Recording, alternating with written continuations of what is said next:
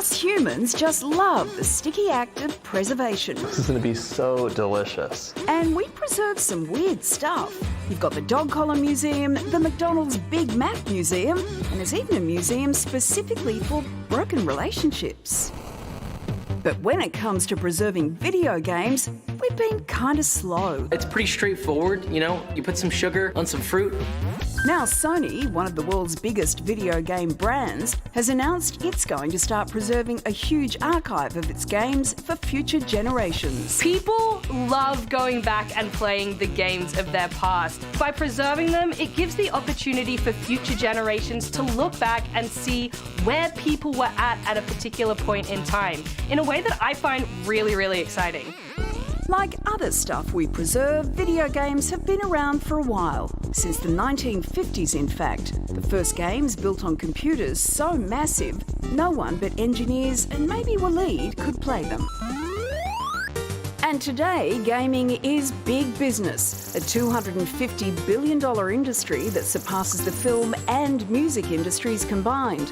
More than 17 million Aussies play some kind of video game. Video games, just like movies or music, are a really important cultural product. So I think games are a great way of seeing not only where people are socially, what they think is important, what they find fun, but also where technology is going and what it can do for the everyday person. Whether it's a casual bit of Candy Crush on your phone or a full-on all-nighter of Elden Ring, there's nothing some people love more than perfecting the perfect class build and losing themselves in an immersive open world, vanquishing demonic beasts as their enchanted sword glistens. Lisa! Sorry about that. But from Pong to Pac-Man to Pokemon, with decades of history to save, video game preservation is complex. When you think about it, part of preserving it is the ability to keep playing it.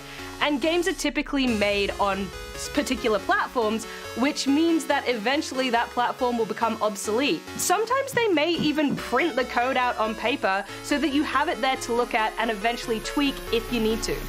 Sony's not the only one making the preservation pledge. As fans take matters into their own hands, official video game museums are also on the rise. So, can we preserve the culture, the memories, the technological achievements before it's too late? Okay, I have a confession to make just to you three. Yeah. When I was in my early 20s, just a few years ago, I was playing a game and I lost track of time and I was stuck inside for 5 days. I did not shower, I did not leave the house. I'm like, this is really dangerous. And after that point, I thought, I cannot go near video games again. What was the game? It was called Half-Life, and it was just this amazing... Don't get me started. But it was amazing, and it was just so addictive, and I saw myself at this crossing point. Yeah.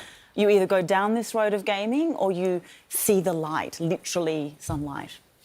Wow. Well, Lee had the same experience with Leisure Suit Larry, actually.